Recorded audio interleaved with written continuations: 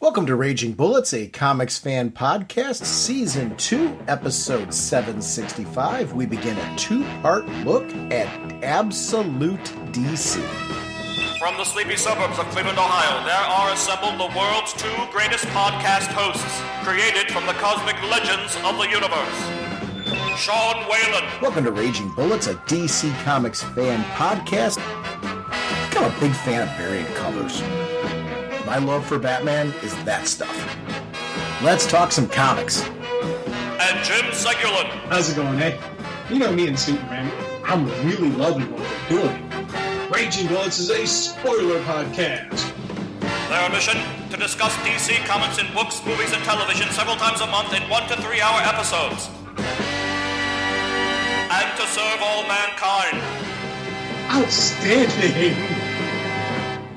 Welcome to Raging Bullets. I'm Sean Whalen, drnorge. I'm joined, as always, by my co-host, Jim, the sensei of the whatnot, the Duke of the Sultan of Strategery, the Minister of More Gooder, the proud star of Absolute Bridgeman Reimagined, and, of course, the elder statesman of the podcast, Segulin. How's it going, eh? Jim, on this episode, we are going to be looking at Absolute Flash, issues number 1 and 2, in an in-depth exploration. We are sponsored, as always, by DCB Service and InStockTrades.com. Mr. Segulin, what is going on over at DCBService.com?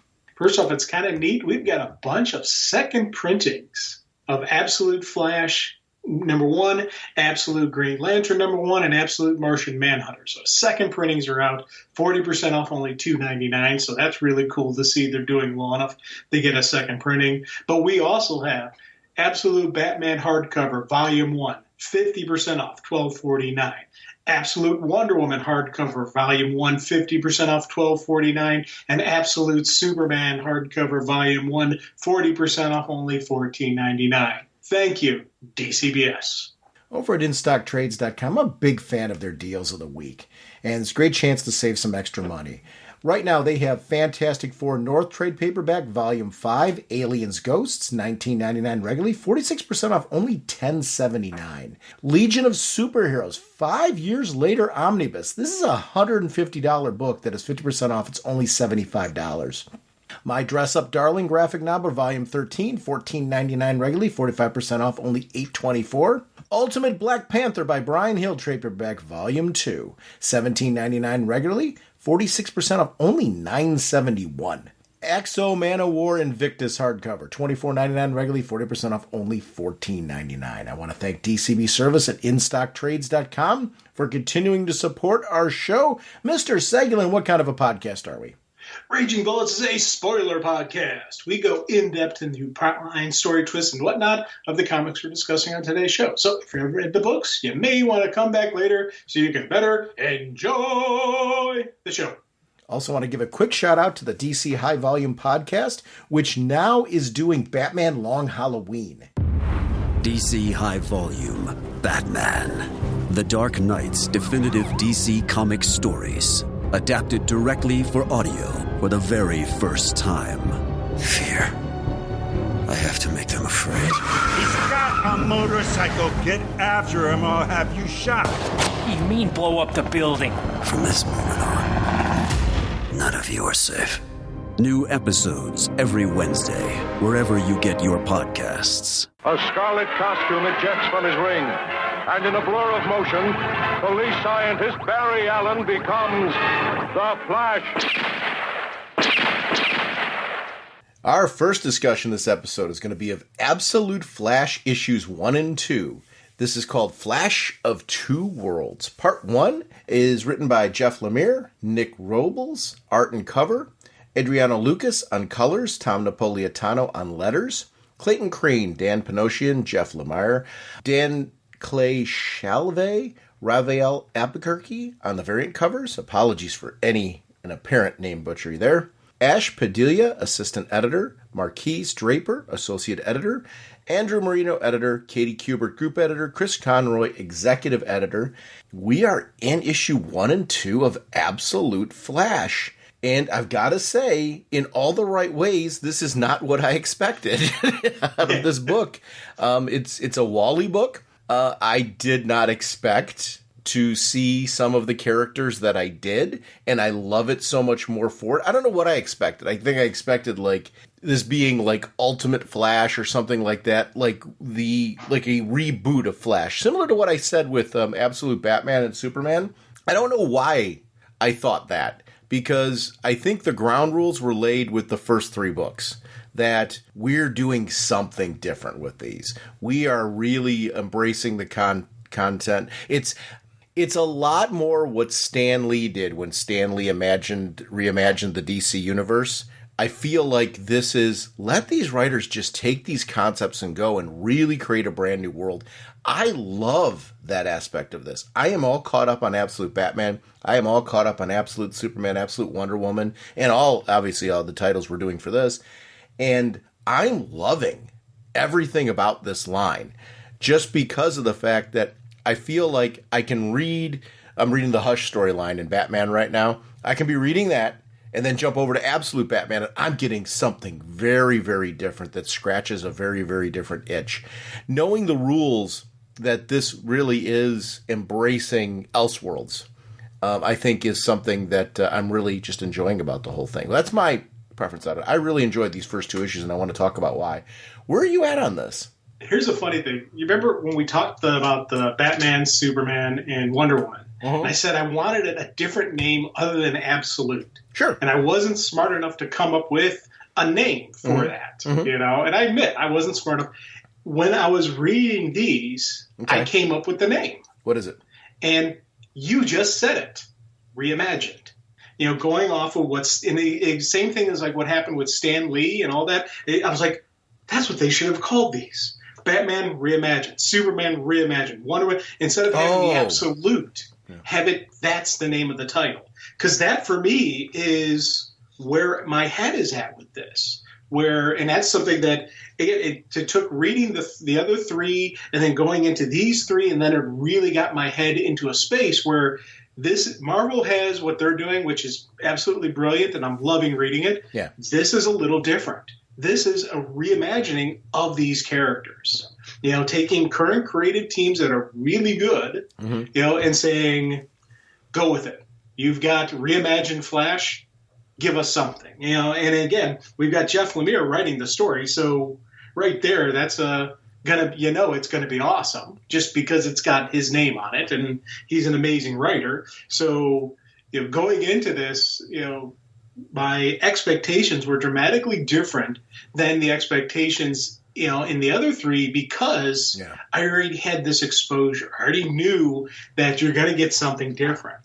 So again, it was sitting there reading it, and the mystery of what is going on with Wally, just how they're laying it out, introduction of his rogues, had me cheering. I was like, this is a really fun, cool, awesome story. And it looks absolutely brilliant. Yes. For me, the 2 titles that always need to have a pop are Flashes and Green Lanterns. And we're going to talk Green Lantern a little bit later, where I'm going to be also gushing about the artwork. Spoiler on you guys. But I'll tell you right now, as we're talking the Flash stuff, the usage of the red, the usage of the energy, the usage of just that, throwing in that when they need to have that splash of pop, they did a brilliant job with it. It's like, colorists, in the comic book world, they're the same thing that the music does in television and movies. It kind of helps set that tone. Jaws is phenomenally, movie because of the dun dun dun dun dun dun dun dun dun. That building of that music. The color does the same thing in the comic book. And you get these boom explosions of red, then everything calms back down. And then everything's, then you're back to with Wally walking along. And then he has his moments when the Speed Force, I'm assuming it's still access to the Speed Force, not something different, but we don't know yet. Right. So that's, again, mystery always surrounding this is something I'm really enjoying reading. So it's, Sean and I, before recording, we were just going to talk issue 1. The issue 2 came out, and Sean messages me, "Hey, do you want to talk about issue 2? Have you read it yet?" And I'm like, I was holding off reading it because, again, that whole thing where I'm like, no, I'm just going to read the one issue. But I was really jonesing to read issue 2. So was I. I kind of did a happy dance when you suggested reading 2 and talking 1 and 2. Yeah, you said something earlier that I want to build off of. First of all, I liked your reimagined. I don't know that I'm really sold. Absolute to me is a line that DC has that is these high quality reproductions where, it's the art with the, larger pages. It's a really cool quality level hardcover. That's the only piece, if you were to ask me, why would you like a different name? It's just because I love what that line is. This, though, I don't know. They've got me hooked at this point. You mentioned something about the artwork in this and artwork in Green Lantern needing a certain level of pop.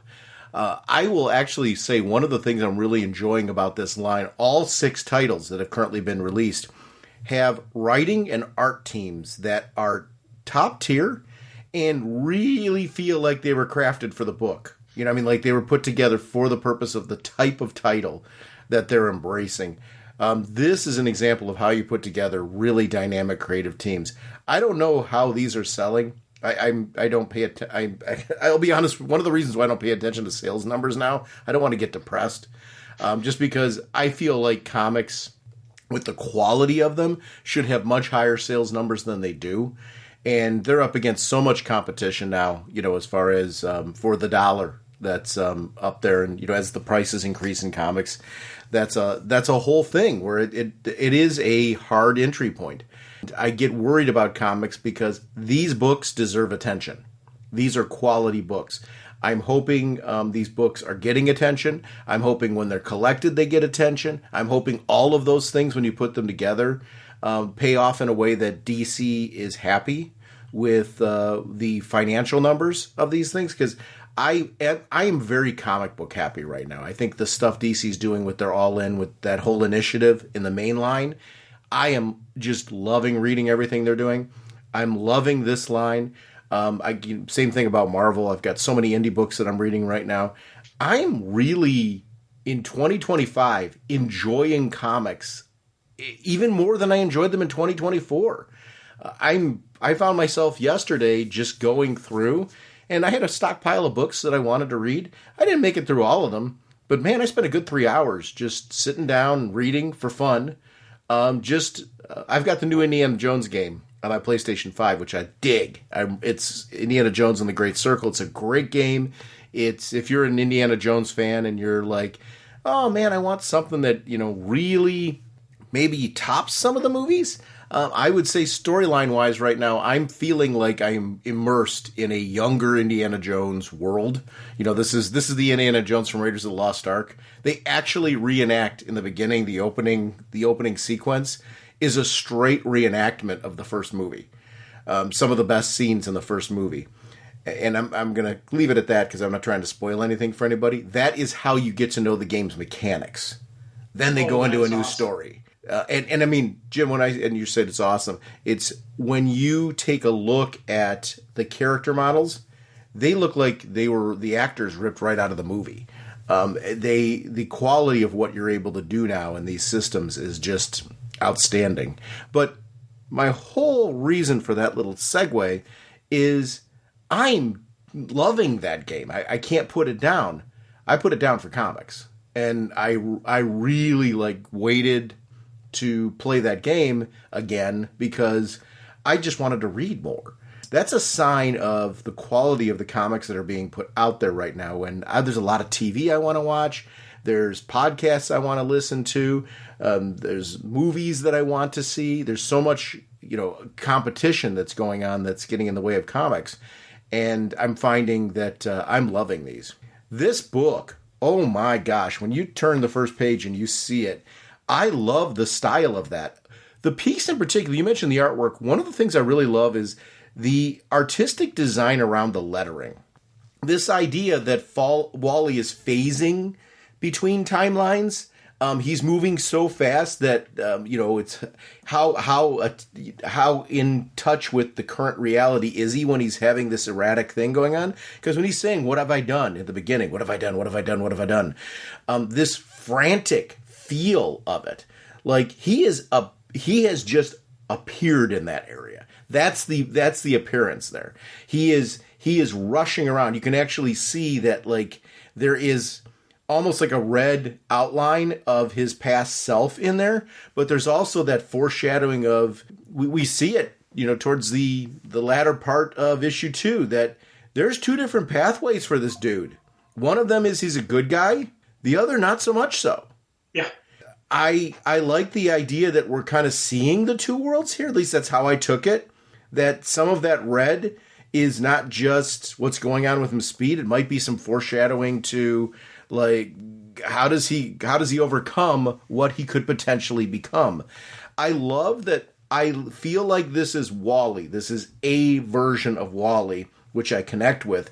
But this is a Wally who has come to the dance from a drastically different world. He has been impacted from top to now by the death of his mother, what's going on with his father, and that strained relationship. He's a kid who is trying when he doesn't have many friends. He's very isolated. This is an isolated Wally West, and we get to see the impact on him. He's our guy, but a very different take on our guy because of you've really changed his surroundings completely around him and crafted him from the ground up to be Wally West, but a Wally West drastically impacted by his world.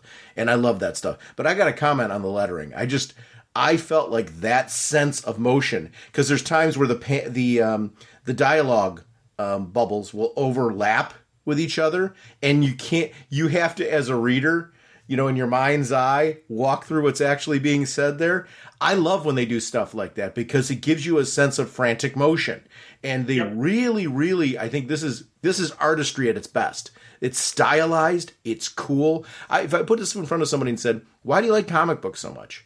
I think that the kid or the person or the adult or whoever that likes those recent Spider-Man, those 2 animated movies that came out with Miles Morales. Did you see those? Mm-hmm. Yeah. The stylized approach to that film, if I put that in front of them and said, "Listen, if you like this movie, read this comic," you're going to get all of the feels of that kind of this intense today style, something fresh, something cool, something that makes you go, get you visually stimulated. This book has every bit of that. And the characters accessible and interesting and fun with a darkness to the story too. It hits all those feels. I really feel like this is something I'd put in front of somebody who enjoyed those 2 movies, who's never read a comic before, said, "You don't need to know anything. This is ground floor. Read this." And I think you'll enjoy that. I think for anybody who's an animation fan, this is a book for you. I do. This is that kind of book. It's great. I'm going to say yes and completely agree with everything you said there. This is a story where the art and the story being told, it's meshed together. You can't say, "Hey, this is a great story," or "This is," you can't just say "This is a great story," or just say "This is great artwork."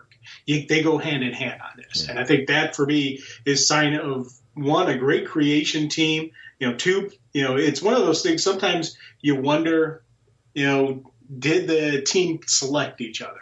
Yeah. Did the writer say, "Hey, I want this artist," or the artist say, "Hey, I want to be on this guy's team"? How does the process come about?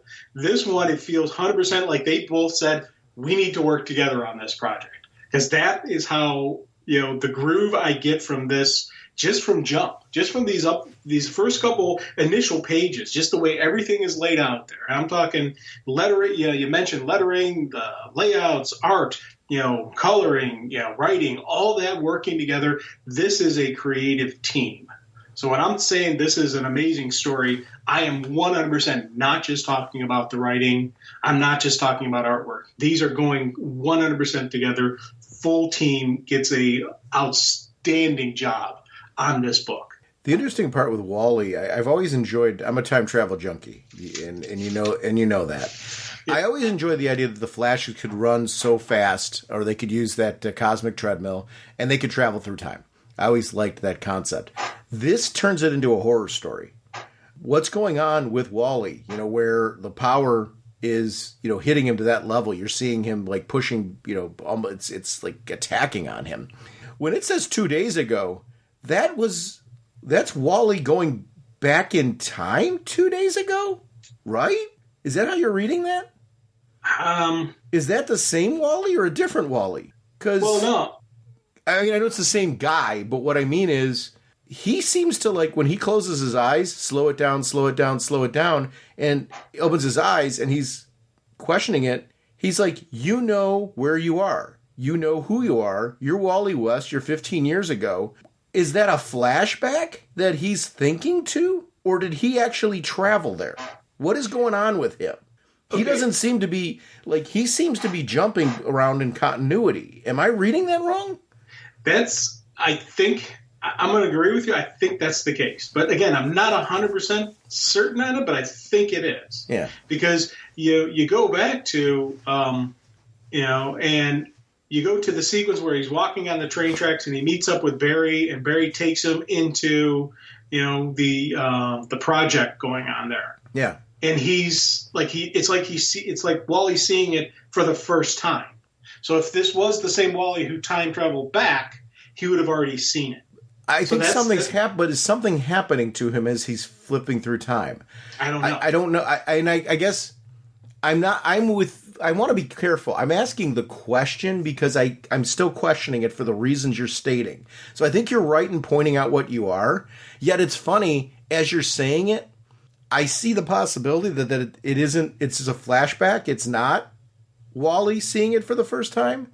But then there's that part of myself that's like, I still feel like it might be like him going back in time. I still feel that.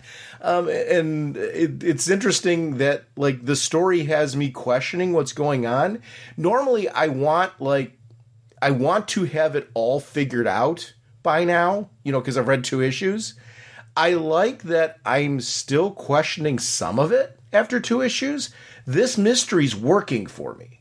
Like, sometimes a mystery's engaging and intriguing. I feel like I'm more solid at the end of issue 2 than I was at the end of issue 1. But one of the things this book has done well, it did a great in issue 1, and it did a great in issue 2. As you're starting to learn more about the rules of this world, learning to start more about the characters, they're giving you enough solid foundation that they can keep playing around with the mystery and keeping you intrigued on learning this nugget in the next. Like, I know in issue 3, I'm going to know more. I know in issue 4, I'm going to learn more.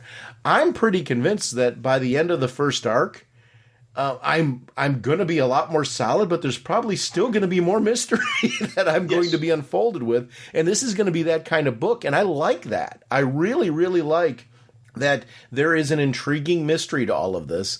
And we're going to keep following it. It's funny you mentioned something, and I want to echo on it. The idea of a mystery unfolding, if it's done wrong, it can turn especially with me, it can dramatically turn me off. Yeah, on a book, and this one is doing the mystery so well that, again, after reading issue 1, I had to read issue 2. I had to jump on that. I'm like, I've got to read issue 2. There's no ifs, ands, or buts here. So it was one of the neat things about how they're unfolding this mystery, that it gets you wanting to read more. It pulls you in. This is a mystery written well, written exceptionally, actually, I'll throw out there, and it's something I was like, damn, this is awesome. And, me with the Flashes. It's, every week I've got a different guy. That's my guy. Barry is always, it's been kind of like getting locked into place as my Flash. Yeah. So when the first thing came out that it was going to be Wally as the Flash, I was like, oh, okay, that would be interesting. But I wasn't like, oh my God, yes, because Wally's my guy, because he wasn't. I like Wally as a Flash. No insult. I like Wally. I like the family. I like all those cool stories. But Barry has kind of become my guy. I'll tell you right now, Wally's my guy. This universe, Wally. I'm backing Wally here. I want more the Wally story. So I'm very happy. So it's one of those things that not only the mystery, the story unfolding, it's making me a bigger Wally West fan. that. So, and this is, again, an alternate universe, but still, it's making me want to read more Wally. So I think that's, again, another strength of what this story's doing.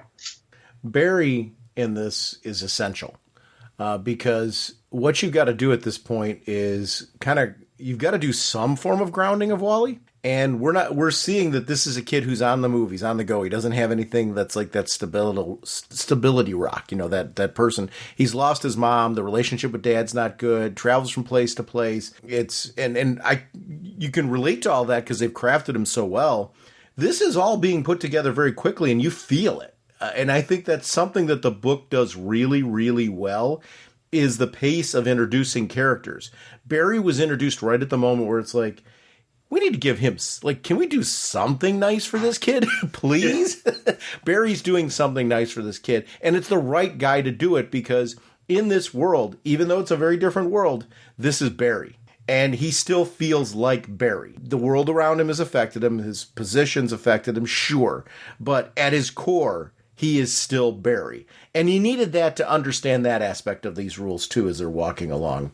I love when he's walking along with the kid, kind of recognizing that he's a fish out of water. What he's recognizing is there is a nice kid that needs some form of mentoring, some form of buddy. And he'll probably think some of the stuff I'm doing is cool. Come on, let's go take a look at some of this stuff together.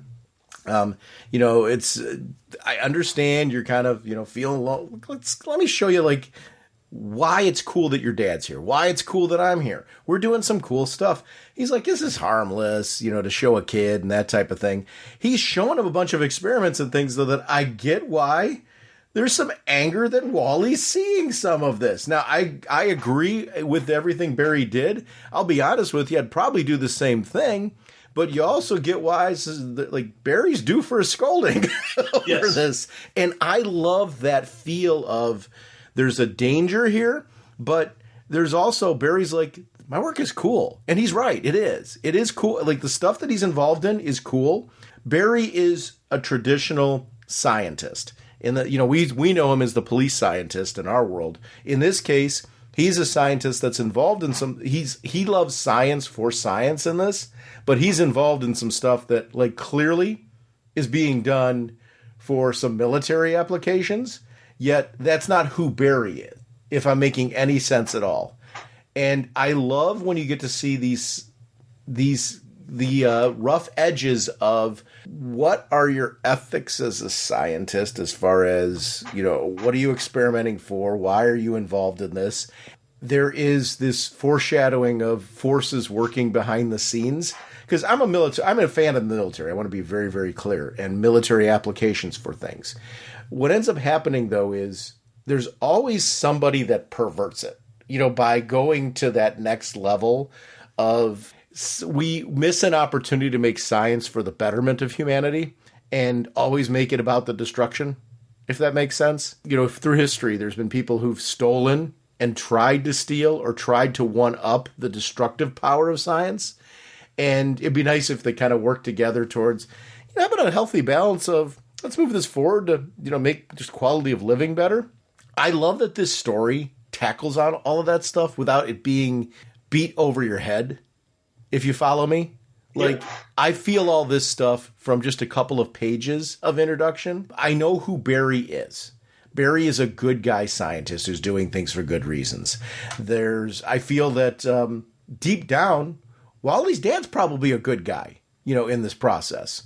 But he's maybe a little bit more into, rightfully so, his responsibilities of his job and things like that, trying to keep his family together, also shutting down because of the loss of his wife, where you kind of get that piece where he's embraced his work and dove into his work as a way to, I guess, process and maybe fence off and survive what life has thrown at him. And because Wally has such rich memories, happy memories of his parents together, that his dad wasn't always like this. And I love that aspect of seeing, I think Barry's what his dad could have been if life had let him become Barry.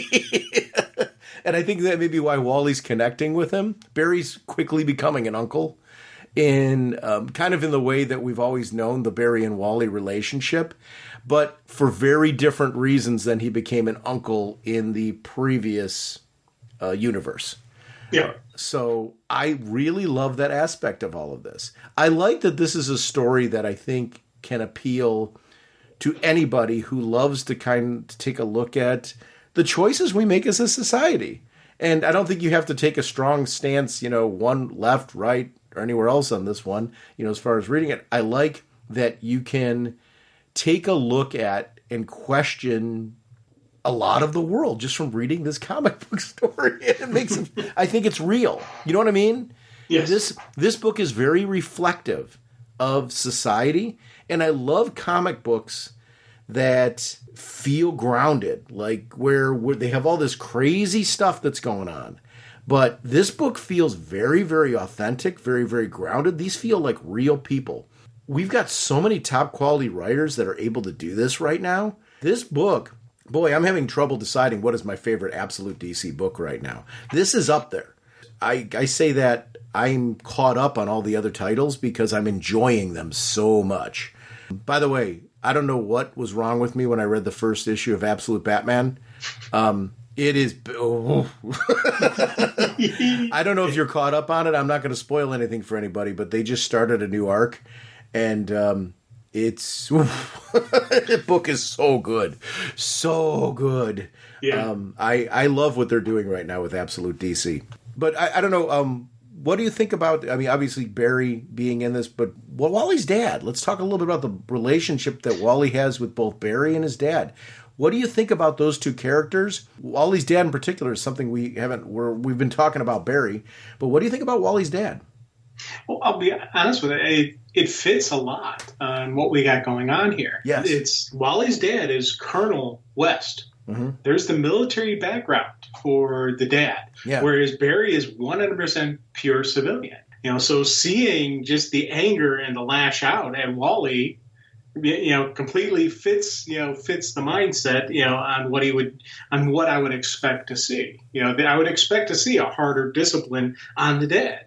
On top of that, you got the mom's death. You got the stress of whatever this true project is. Because I'll tell you right now, if this project fails, it's not the civilian who's going to take most of the heat. Right. It is the military person who's going to take the heat. So if the power-up find out that Wally was there, Barry's not going to get in trouble over it. The Colonel West will. If the project fails, Colonel West feels the heat, not Barry. Barry may lose his job as a civilian contractor or may get moved to another job.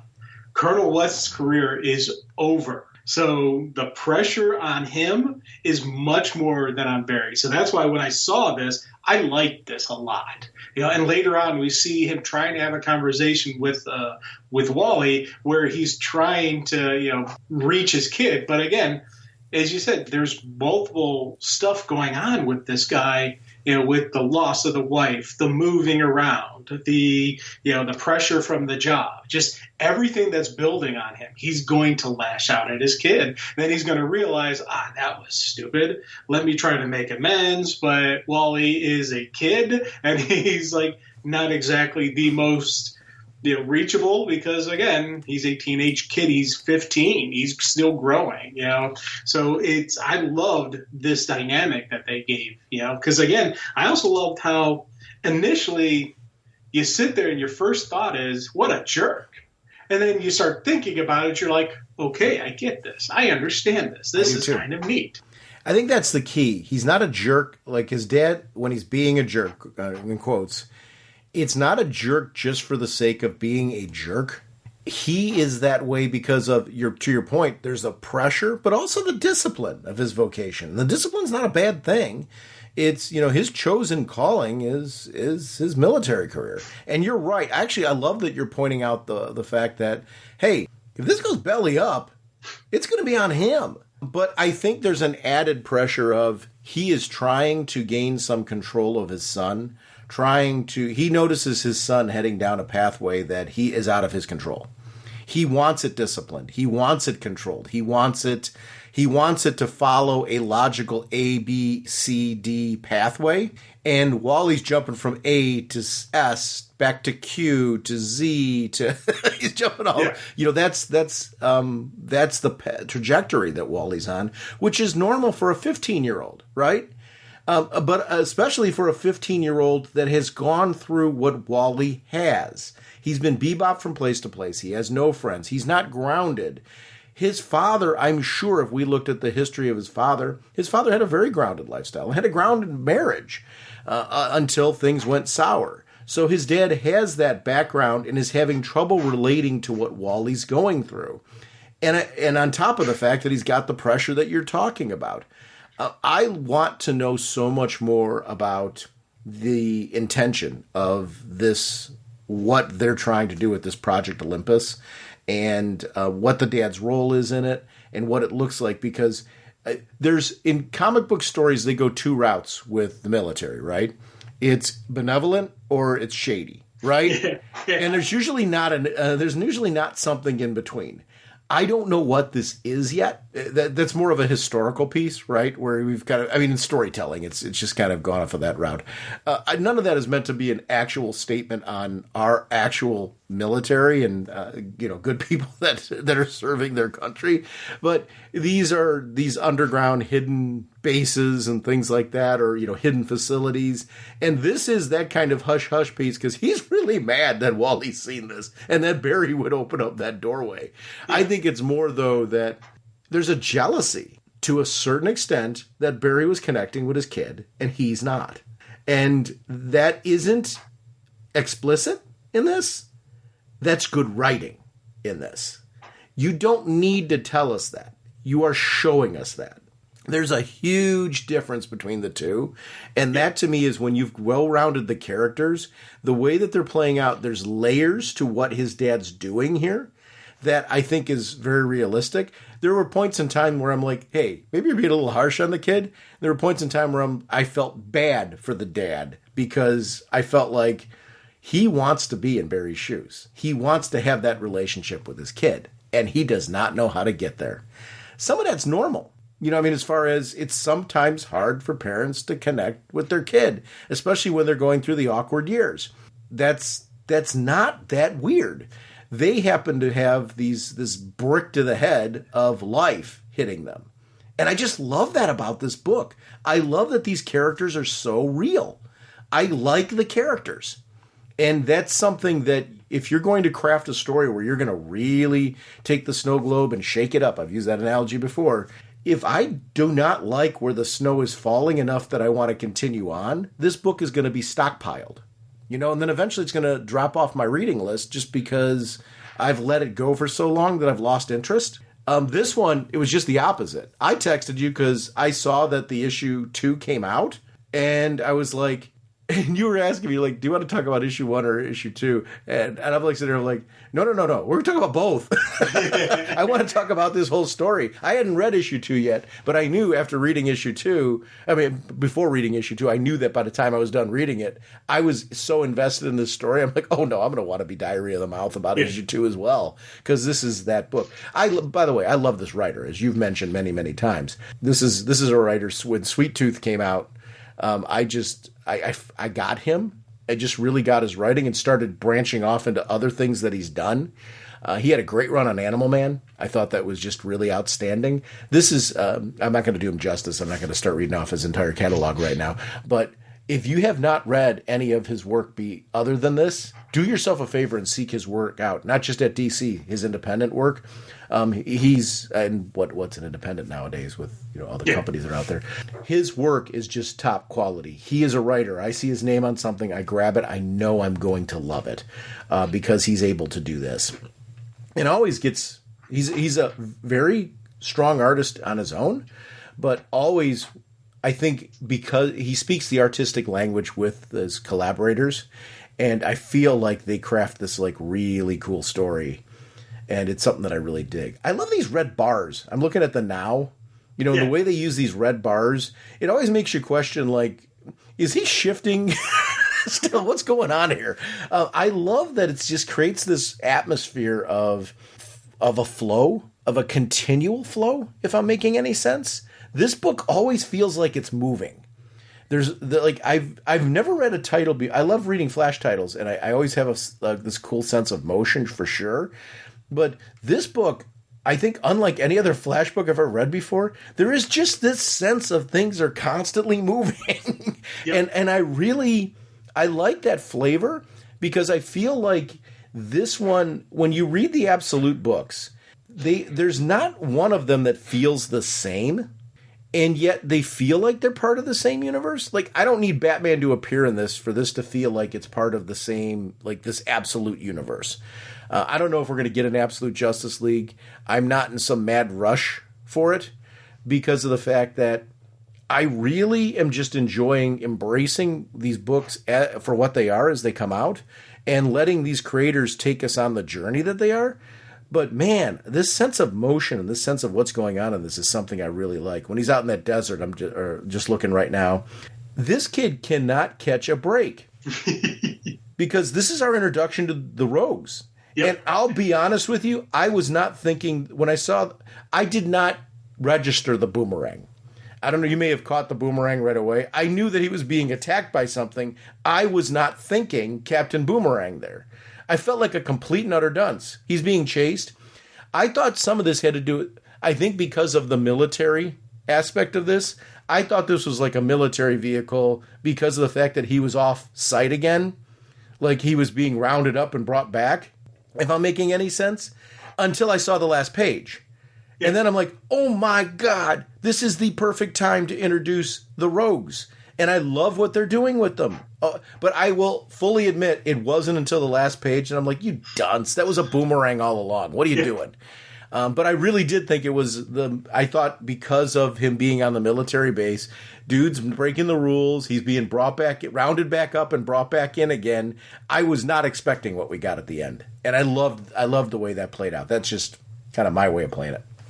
Well, and again, like when he first sees the vehicle coming at him, and when the first boomerang comes out, it was funny because I read this before reading Green Lantern, and I was wondering, it's a green thing. Are they doing Green Lantern and Flash? That was my thing. And then you're going through and seeing it's chasing him. You flip to the page where you see the full Rogue picture. I'm like, oh, those are his Rogues. Awesome. And it even calls the one guy Harkness. So I'm like, okay, yeah, Captain Boomerang and, Captain Cold because he's in all blue. And then he puts on the Captain Cold mask. I was like, then saw Glider there going, no idea who that is, but that's Glider. So I'm like, that's kind of cool. And then obviously I was like, oh, this is awesome. So that full page spread, that's when I knew it was his Rogues. But then again, you flip the power of the page flip and you flip the page and he's running through the cave and then he flashes back to one day ago. Yes. So again, it's like, and then he first sit there going, huh? And he's confused. So this was the panel that really locked it in for me that he's traveling back in time. But it's almost like he's traveling into his previous life, his previous existence. Because the clothes are different. Losing memory. Well, the clothes are different and everything too. So he's really it's almost like he's jumping back into his body from then. Right. Versus his physical body going back one day ago, if that makes sense. No, we're saying the exact same thing. Yeah. He's jumping back into what he was doing at the time. Right. And then it looks like he forgets what happened. Because remember before we said if when Barry bringing him in there, he was like it was the first time. Mm-hmm. Yes, it was because he forgets what's going on. Because like, huh? He's got the guitar, and then the dad comes in, and it's we now get this cool conversation between him and his dad, and it's like he forgot about the future. He forgot about the future stuff. Well, I think he's also, is he completely unaware or is he scared of what's happening to himself? Because I feel like there's a fear to what's happening. Like he's scared of what's happening to him. He doesn't know what's happening to himself, which is really intriguing. As far as, I don't think there's been rules. I don't think there's been, if you were to ask him, Well, do you have powers? No, I got like a curse going on right now. Like, I don't know what's going on. I don't think he would label this powers the way that we think of as powers. We might get there, but I don't think he's anywhere near that yet. The dad, I love the conversation with the dad because he's trying to, he recognized I went a little too far. I need to talk to my kid. He's explaining the reality that, the work they're doing is dangerous. I need to be here. This is his job. I need to be here. But I also need to keep you safe. And I like that he's just trying to just be blunt as far as why he was behaving the way that he was. Wally's kind of lashing out at this point saying, listen, I'm getting dragged all over the place because you need to be here. At what point in time can we talk about me? What about what I need? I think that's a normal kid reaction at that point, right? Because dad has got to be, in order for Wally and the father to survive, dad's got to have a job. Dad's got to have a career. This is his chosen calling. This is the way that they survive. But for a kid that's being bebopped around, that needs a grounded life, that needs friends and things like that, there is a conflict that's there. I love that it all feels real. I'm not mad at the dad for any of that, but I feel like there's always, in any family, right, in any life situation, there's pros and cons. There's a balance that you're trying to find. These two have not found a balance. Life has made it very hard for these two to find that balance. And it's something in the dialogue between the two of them that I just found thoroughly engaging. Yeah. The fact that it feels that real. Here's one, and they add to the realism of this, just because, again, this is something you wouldn't have experienced, but with children of active duty military people, they will be in 4 to 5 different schools throughout their process. Like, you and I went through the Euclid school system. Average military child will go through at least 4 or 5 different school districts. So you're in school for a couple of years, you make a couple friends, you move. You're in school for a couple of years, make some friends, you move. And that is the traditional, that's the pattern that a lot of military kids deal with. So, Jim, so do foster kids and things like that. Right, yeah. I was a teacher. Yeah. I had a foster kid who basically told me the one day, Mr. Whalen, you're never going to understand this. I said, what? I've been to 6 different homes in 2 years. I don't believe I'm going to be here at this school till the end of the year.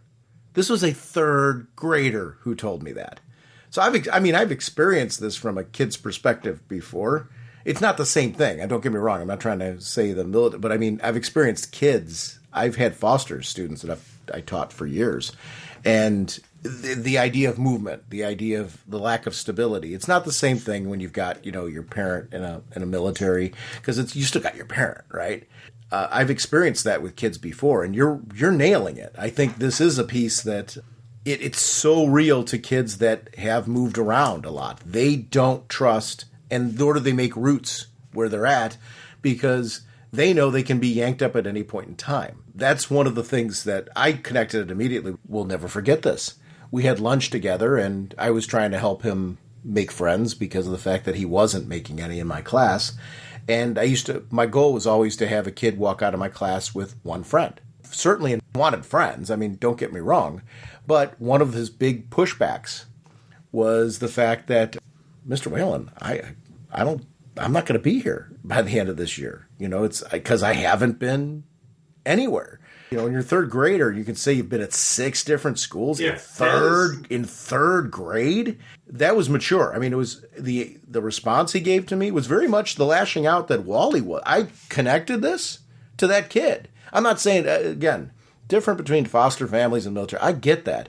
But it's the idea of being transient as a child and not having that grounded stability, not trusting your location. And when he's trying to make friends, he's making friends with an adult who's there that the dad doesn't want him connecting with because, listen, I need you to stay away from these things in the base that you shouldn't be around. Barry's a bad influence. He's bringing you right down in the middle of it all. And admittedly, I stand by the thing. There is a small part of the dad that's also jealous of the fact that Wally's much more interested in connecting with Barry than he is with him. And I like that. Because I feel that's real. These characters are so real. I'm sorry, I wasn't trying to cut you off. It was more of the piece that you were saying that I don't have experience with this type of thing. And I'm like, no. I taught kids that were transient. It's not exactly the same thing as the military piece, but I've had many foster students in my class. And the one that I pulled out in particular was the one that was a game changer for me. Helped me really see what a kid goes through, how honest and deep-rooted that is. And sometimes they don't know how to express it. He had, this student I loved this kid. Great kid. Loved this kid. But he was prone to lash out because he was angry. Because he wanted some stability. He wanted to be able to count on those things. Wally's angry. He wants some stability. He wants friends. He wants some of the... Can I please have a little? Mom's been taken away. We keep bumping all over the place. You and I don't get along. I don't have any friends at all. Can I have any of the normal things that other people have?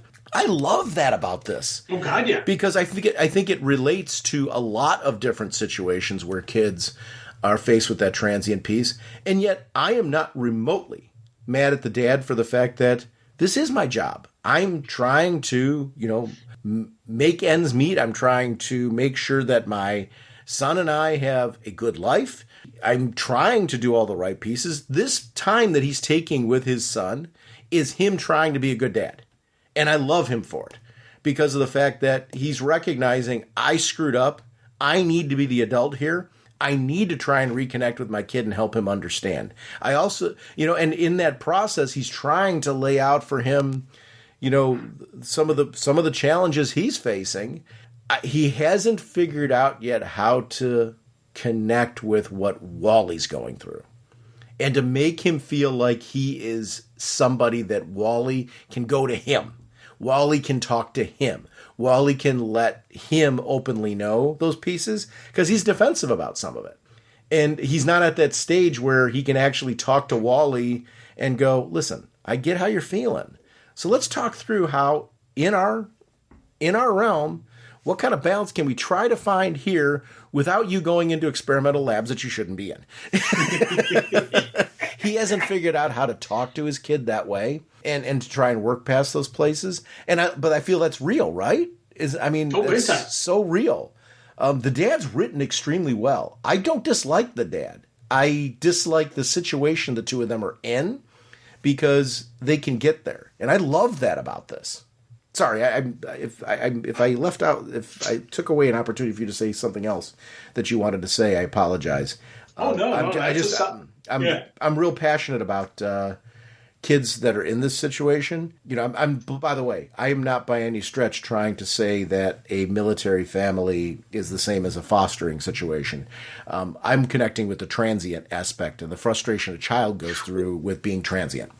Oh yeah, and again, that's the point where I was going with this, and that's one of the things I loved about this, that they do capture that's something that is so real and prevalent in the military families, and also you throw it out there with the foster systems. We're like you and I are very fortunate that we had a very stable upbringing. Yes, both of our families were rock solid. And it was one of those things that, for as oddball as we both are, we had this amazing foundation. So children who are dealing with this kind of stuff are truly, truly impressive, to me. I'll be honest, I look at my nieces and nephews and how much moving they had to do, and how their schooling was dramatically different than our bringing, what we dealt with, and they're all awesome. So it's like, I'm truly just, impressed with, one, how this book is really capturing this stuff, capturing this side of it, and again, it's, these are all pieces that are creating why Wally's doing what he's doing. He and his dad have this massive argument.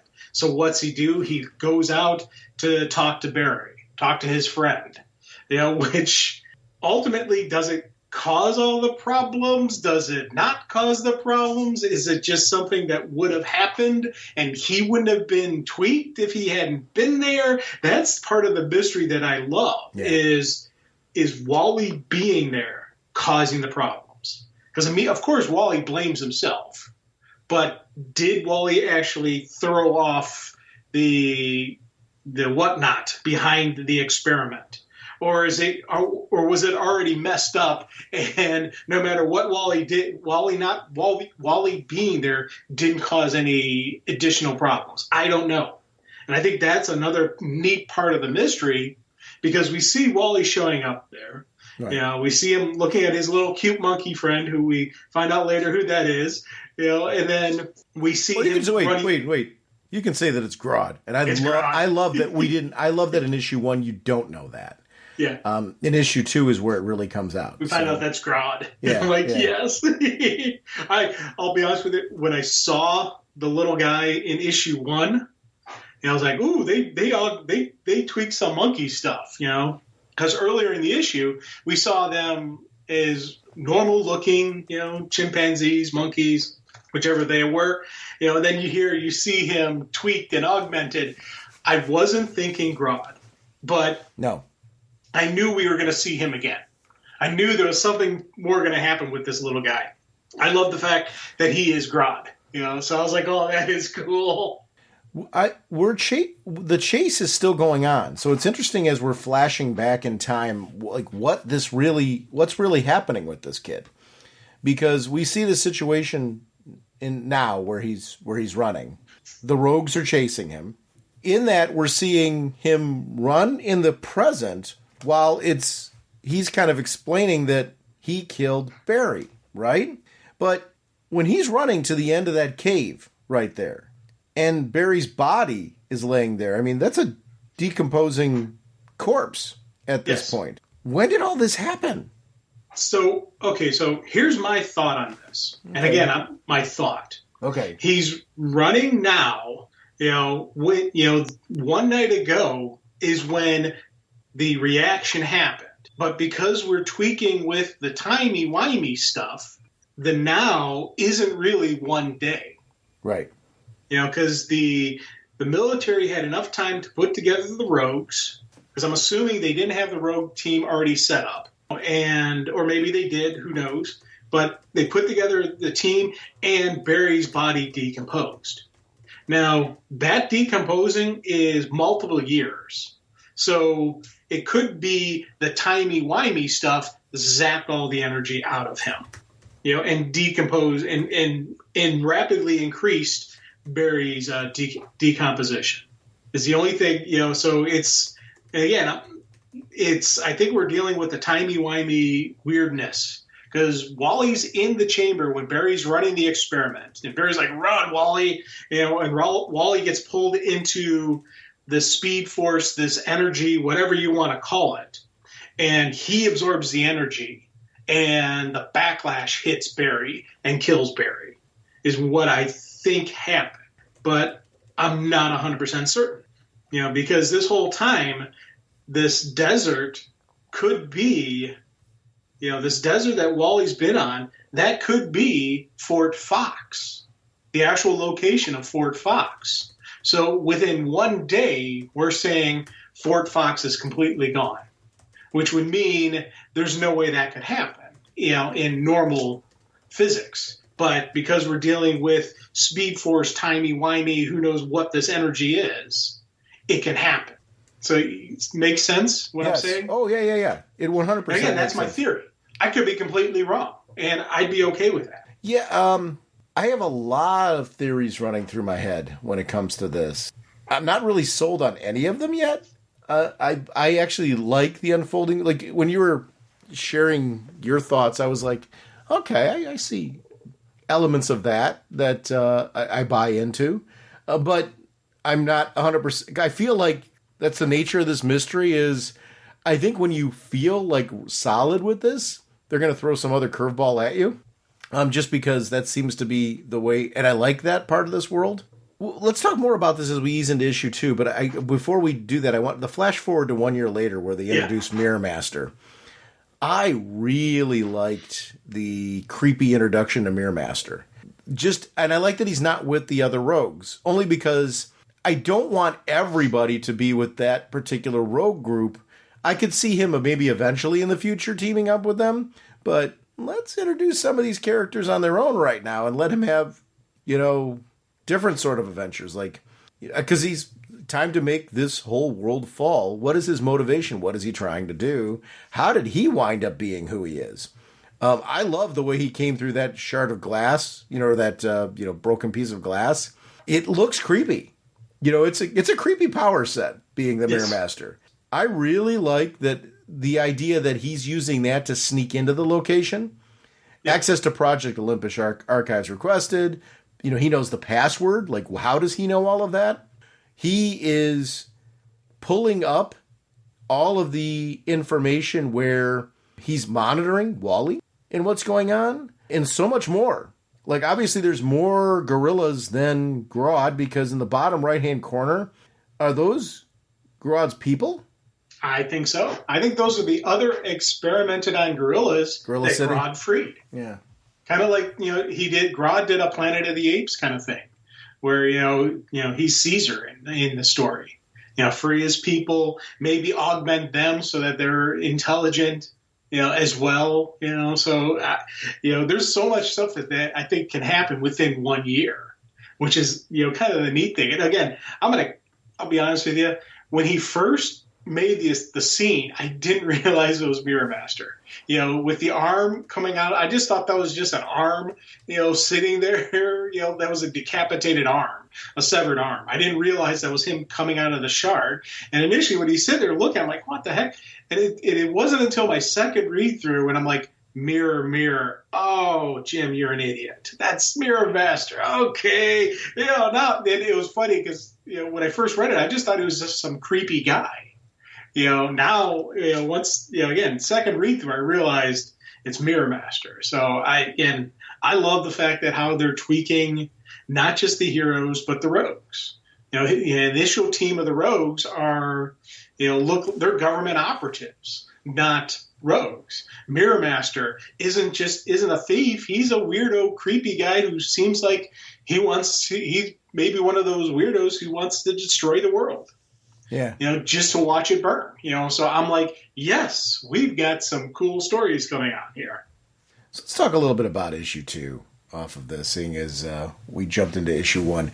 I'm actually glad that we got issue 2, because the cliffhanger ending was one, with the death of Barry, the apparent death of Barry, and what that looks like. Is it Barry? I'm assuming Barry died, but who knows with timey-wimey stuff where this is actually going. I love this cover because we got the reveal of the rogues in the last issue, and this is a very, very pretty book. I love the use of Wally's face in the background with the rogues in the foreground and getting a chance to see them using their powers. I love the costuming of the rogues. I think there's the right element of wink and a nod back to their history in the DC universe proper, while at the same time saying, but we're going to play this group a little bit differently. And I like that when they do things like this. Like, everything looks very, very good and very, very current. There's something I really like about it. We're left with where we actually jump into Wally right where we left off, which I really appreciated, because he's sitting there with that corpse and he's still saying, you killed him. You killed Barry. What are you going to do now? There's nowhere left to hide. All those type of pieces that he's going through. He's having panic. When he hears somebody coming around the corner, he thinks it's his dad, right? He thinks that he's sent the military out after him. It's not that case, though. I do like that the boomerangs have quite a bit more to them technology-wise. They're almost like drones.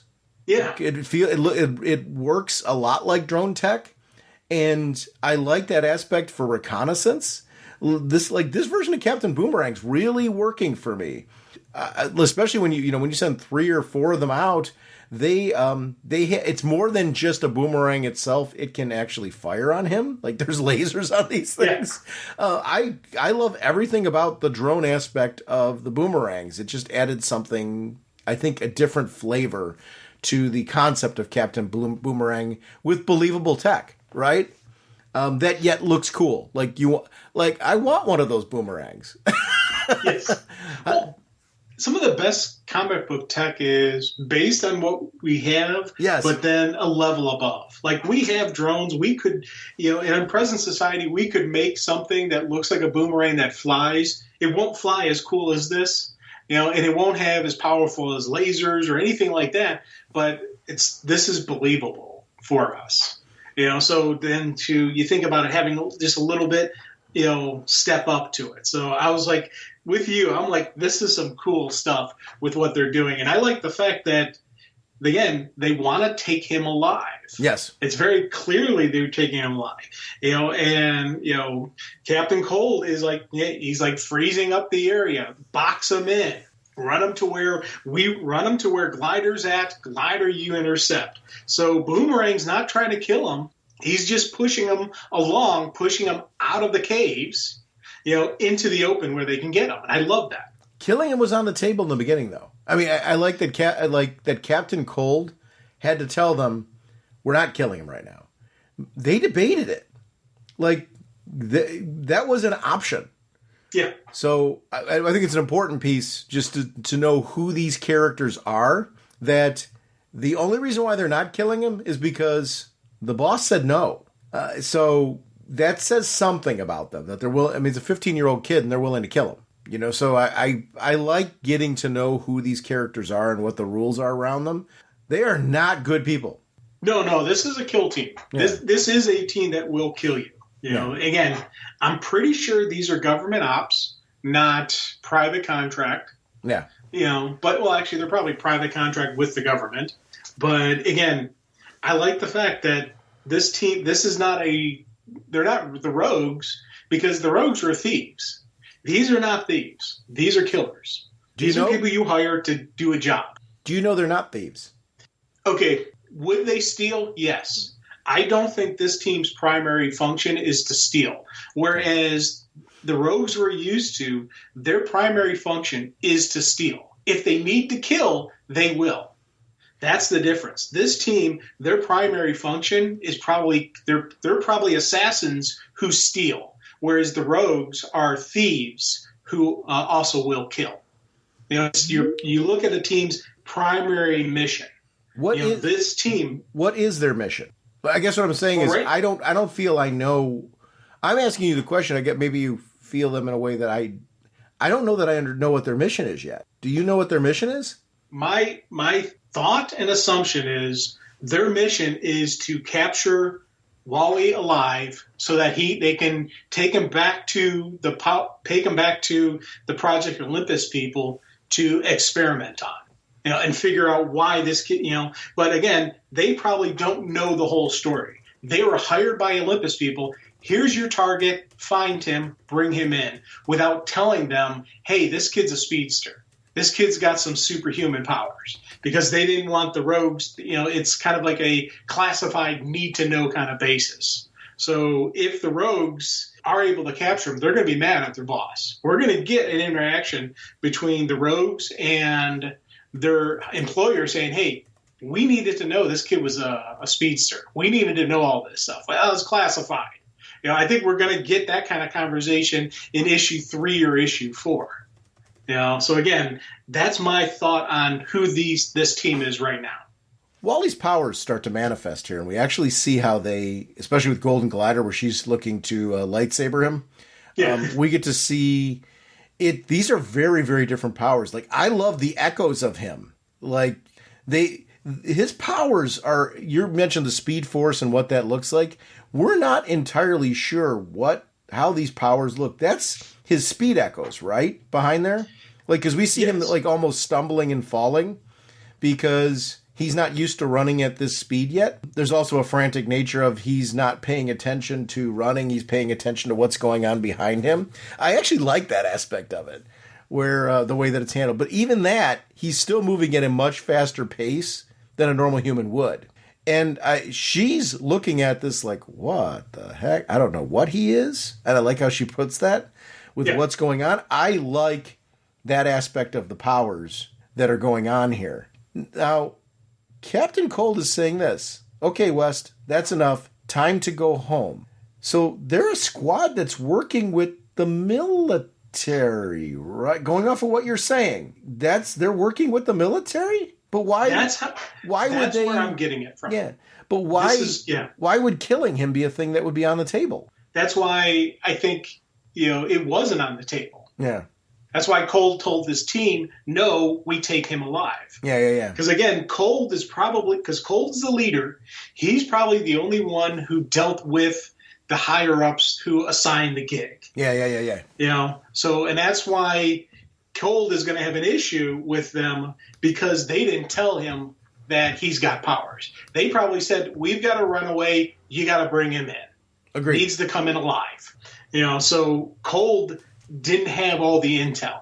Or if he had the intel, he didn't share it with his team, and I don't think he would have done that. If they were up against the meta, he would have told them, hey, we're up against the meta. Yeah. So either the government people who hired him, didn't fully know what was going on with Wally and just think he was a witness, or they knew what was going on and kept it from Cold. Those are right now the two big theories going on. But I'm in agreement with you that a government entity hired Cold and his team to bring in Wally West alive so they can experiment on him. Yeah. It's interesting to see what's like. Is it experimenting on him? What is going on here? What do they know? Because he's lashing out and saying, "Leave me alone," and the powers manifest. Then you see that burst back to the past where. What came first, the chicken or the egg? Is that outburst when they're chasing him sending ripples into the past? I'm not 100% certain. Because, again, we go back to then. So it's Wally's jumping back into his body back when he first gets this power set, when he's first exposed to this energy. And initially you see that Barry and his dad are both 100% fine. Wally is the one who got all jacked up and energized. Kind of like Wally, what happened to Dr. Manhattan. Yeah. It's the same thing that kind of happened to Wally. His body got completely broken apart and then reforms. And this is here's where we see ultimately what happened to Barry and his dad. That, again, Wally can't control the energy, so he fries them all. But did he fry them before? Is it the Wally? Again, it's this whole timey-wimey. Again, they talk about the flash of two worlds. Yeah. This kid right now is living the past and the present at the same time. So it's kind of neat to see this energy Wally frying his dad and Barry, But are they fried? Well, yes and no. Because if you look at the one, okay, so you see the scene where Wally is energy, then he becomes solid, and Barry's like, look at me, focus on me, stay here, stay with us. He's kind of trying to be Wally's lightning rod. Sure, right. And when you see Wally yell, stay away, the energy hits Barry, but it doesn't look like it hits his dad. So I think Wally fries Barry, but not his dad. And then Wally jumps back into the now, back in the body where he's dealing with the rogues. So it's when he lashed out there. Oh yeah, she put bubbles around them. Yeah, one of the rogues put bubbles around them. Jesse made sure that they had a force shield around them. Otherwise, they would have suffered a similar fate, right? Probably. Okay. All right. That's what I was trying to figure out. Like, why didn't it happen to the rogues? I'm seeing it here with Jesse. Yeah, I'm really trying to figure out, and where's Wally's dad in all of this? I'm with you that Barry's the one that was struck there. You see it clearly. Yeah. But I guess, is that really that he was fried? But here's what I'm thinking. Did Wally really fry him there, or did somebody else? Who knows? That's, again, part of the whole great mystery. Yeah. And again, as we said before, what came first, the chicken or the egg? Right. Did the experiment, is this Wally from the past, the present now? Is it an amalgamation of all that together? I don't know. And I think that's the cool part of this mystery that we're going to get in issue 3, 4, where we're going to get a little bit better explanation. Plus, we also saw clips that Wally could potentially be a villain. So we've got that to sit on. Maybe, Wally's going to become the evil version. I don't know. And I love that, But Jesse, again, thinking Toyman, or, not Toyman, Trickster. That's it, Trickster. Yeah. So this is their version of Trickster, but it's a female. But again, whenever I see Jesse, I always think Jesse Quick. I'm like, what if this is Jesse Quick, who's actually operating with the rogues? Because, if you think back, she was the one saying, yeah, let's make fun of Jesse. Should have let all you fry. She was kind of in the groove on what's going on with this kid, so she was able to make these bubbles. But I don't know. The Trickster's name, just for the record, is James Jesse. So I think Jesse is a nod to the Trickster. Oh, okay. I did not know that. Yeah. Yeah. So it's not meant to be Jesse Quick. Okay. It's definitely, I'm with you. It's the Trickster. It's 100% the Trickster. But I just want you to know that there's a Jesse link to the Trickster as well. Oh, cool. Yeah. So just so that way, I get why you would think Jesse Quick, but it's not. It's actually meant to be a link to the Trickster. Wally's escape from the Force Bubble, I thought was really cool, because at this point we've seen the first 2 issues, and we're seeing like this frantic. I don't know if you call it use of the powers. Like the powers are doing things like he has no control over what's happening to him. Now he's starting to gain at least some sort of ability to do certain things, because he's like sitting in the Force Bubble going, I don't want to hurt anyone else, but I will.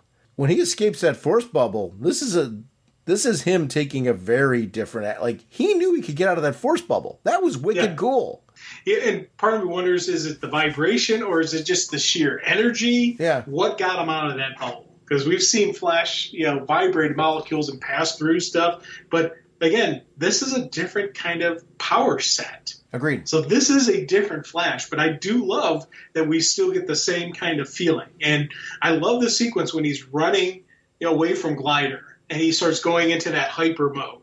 And he's starting to put it together. I'm here in the desert, but I'm also in Barry's lab. I'm with my dad. I'm also here, but I'm 3 years old. My dad's on leave and took us to Wonder Island for the best day ever. And Mom is there, too. I love just how he's, in all these places at once.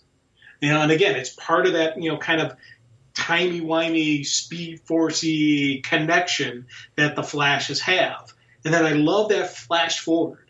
It's like, I'm a hero. I see tomorrow. No, 2 tomorrows, 2 worlds. I'm a hero or am I a monster?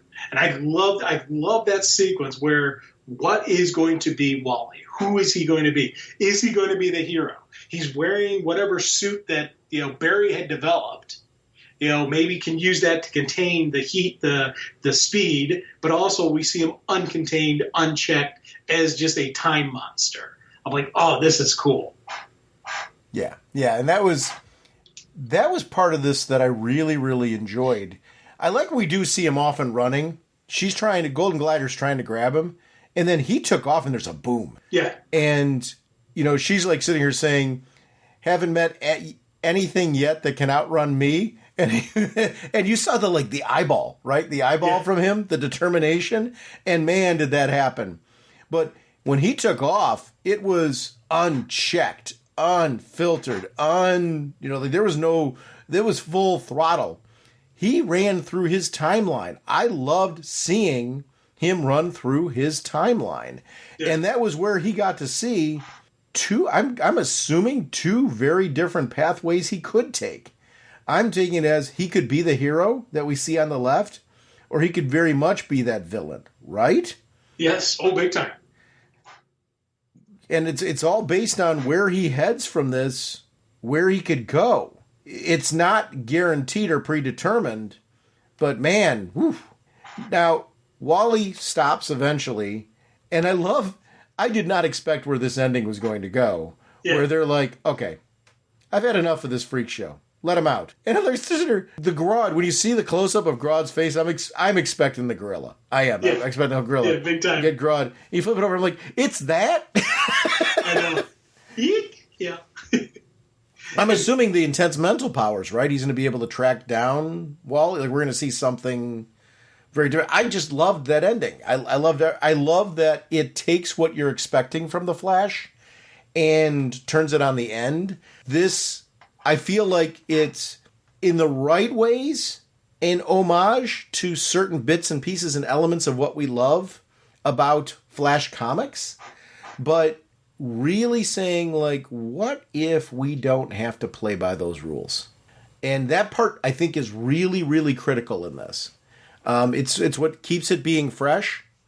I'm loving the current Flash title so much, and I love that this feels so refreshing after reading that title that I'm loving so much, because I feel like I'm getting a different type of book instead of like just the B book for Flash, if that's making any sense, right? We've got the main title and then the secondary title to get more Flash. This is like, hey, it's valid in its own right. The reimagined theme that you're talking about, it almost like where it says all in. It'd be nice if it said DC Reimagined. They just called this Flash. I think it would work better that way, because reimagined Flash doesn't roll off the tongue. Flash Reimagined kind of does. I like that better with it afterwards, because when you said it that way, I'm like, oh, I'm a believer in the branding, after you do it that way. And I could see the reason for wanting that smack on the cover right there, just because you want to be very, very clear to a new reader that this is not your traditional Flash book. Man, these titles, like I said, I hope they're doing well, because I would like to. I know some of these are meant to be miniseries, some of them are meant to be ongoing, but this is an example of one. I want this to, I want to 3 years from now see where this book goes. And, oh God, yeah. And that to me is when a book has the Flash. What I love the most about the Flash is lengthy runs that are able to build overarching stories. Where there were things that happened in issue 1 that don't really play out till like 20 issues later, because there's other arcs that were being developed during that time that also were building to this thing that happens 20 issues later. I'm hoping this book has an opportunity to do some of that kind of stuff in its world, with its rules. Because I love this writer, and I would love to see this writer be able to continue on and be able to do more of this. I don't want to discount the art team, though, because you're right, man. This thematically, this art is gorgeous. Oh, no, you don't!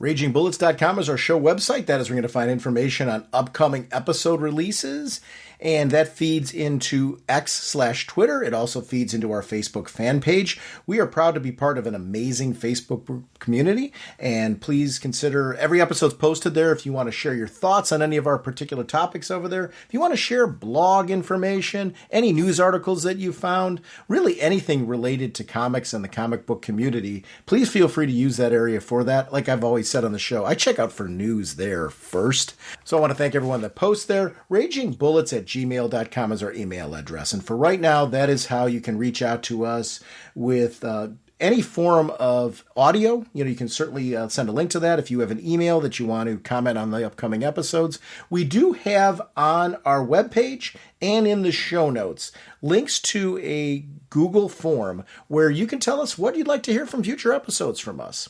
The About Us section of the show website is where you can find out how to connect with us on social media and gaming platforms.